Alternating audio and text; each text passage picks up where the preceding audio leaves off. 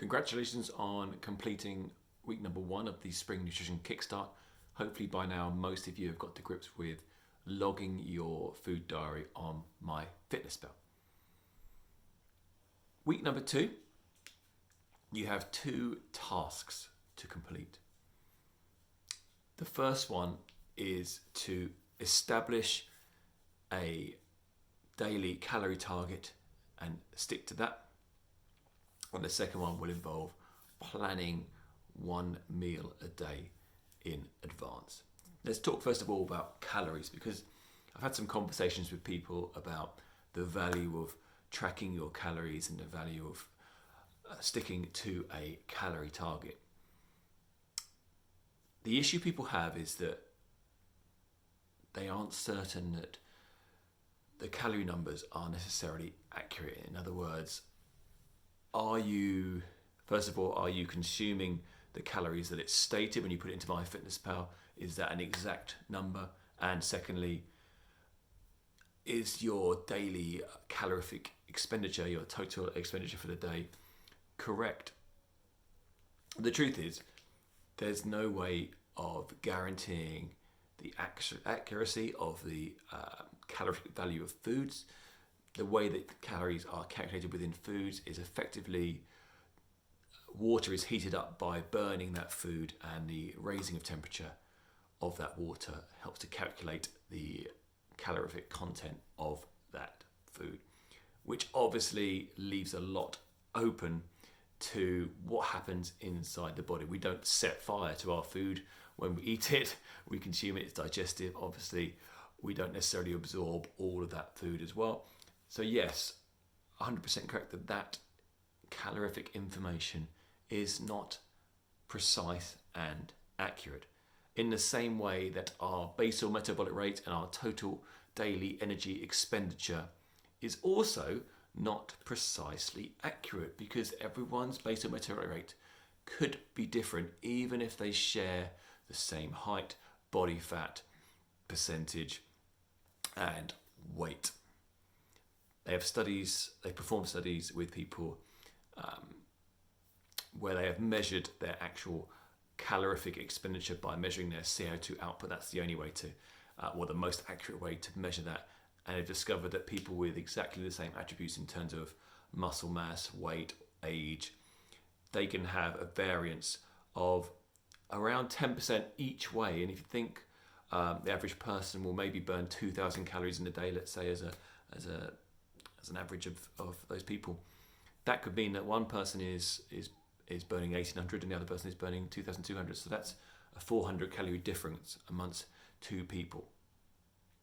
However, this does not mean that it is worthless to track your calories and to compare them to your total daily energy expenditure, because what is going to be accurate, or more accurate, is you tracking that food. So whether that food that you eat to actually equates to 2,000 calories or just some other number doesn't really matter, because if it's the same food you're eating and you're registering that gives you a baseline. So yes, let's say that Myfitnesspal says that it's 2,000 calories of food you're consuming.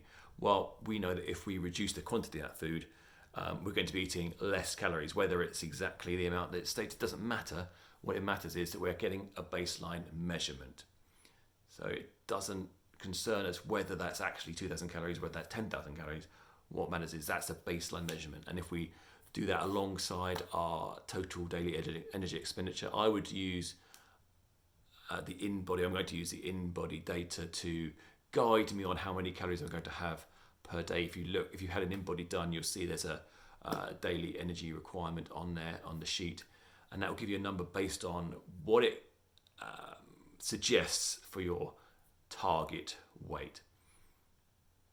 So if you're trying to lose weight, it will suggest a number that is slightly lower than what would be your total daily energy expenditure. If you need to gain weight, then it will suggest a number that's quite slightly higher. And if you feel like its targets are not realistic or not what you're looking to achieve, then you can adjust from there. You can eat slightly more, slightly less. You can also use Myfitnesspal as a good guide. The data in there will give you a calorie number that you can work towards. Now the key is we track our food, we aim for a calorie number that fits with our goals. So in other words, if we are looking to lose body fat, that calorie number will be slightly lower than our total daily energy expenditure. If we're just looking to maintain the weight we are at and make sure we're eating enough calories to maximize our performance, it'll be the same. And if we're trying to gain weight, to get heavier, maybe you're looking to bulk up or get stronger, then that calorie number obviously should be higher. The beauty of this is if we stick to these numbers, we can use it as a guide as to whether the amount of calories we're consuming is directing us to our goals. If we do this consistently, in other words, we're aiming for a target, we stick to that target, and then we remeasure in 1 or 2 weeks' time, or 2 weeks' time will probably be a more realistic suggestion because you have a bit more data in that time. If you find that it's not helping you to move you towards the goals, in other words, if you haven't lost any body fat or you haven't gained any body fat, if you're trying to, or gained any weight if you're trying to gain weight, then you need to adjust the figures from there. But by having this baseline target, we've got a point to start towards and to work with from there. If we don't have any numbers, no data, then how can we make amendments? How can we judge the effectiveness of our diet? So really important that we get as much data as we can. Those of you that feel that calorie numbers, a few people have mentioned that sometimes when they see these calorie numbers on the screen, it's mainly the girls amongst you, I would be honest, they think it's much higher than they are eating at the moment. That may well be the case if you are one of these people that has a severely calorie restricted diet. This is because when you, over a long period of time, restrict your calorie intake, your body will adapt to the amount of calories you are consuming. Our bodies are amazing things, and their most important function is to stop us from dying, believe it or not. Therefore, if we start to restrict our calories over a long period of time, our body realizes that it needs to adapt to be able to make sure that we don't lose too much weight too quickly and therefore starve to death. Now, obviously in this world, that won't happen, but we haven't evolved.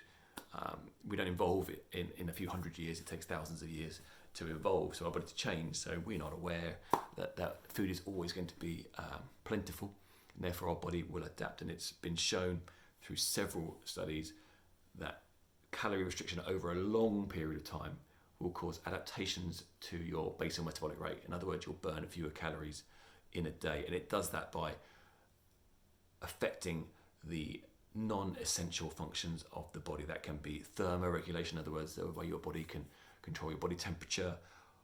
Hormonal balance is hugely affected by that.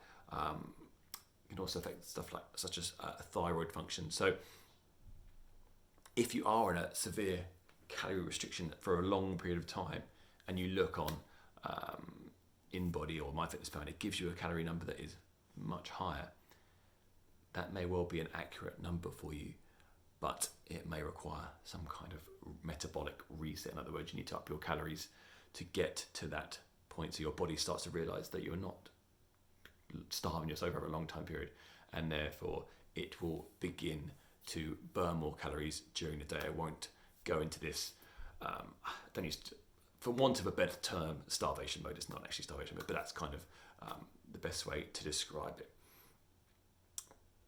That would be something that, if you're unsure of, maybe to chat to me about as to how you feel about that, and maybe get a bit more information. But definitely those numbers that you see as a baseline aren't excessive. For those of you that are severely calorie restricting, they are probably pretty accurate, but you just have that time where you've had that effect on your body by long-term calorie deprivation.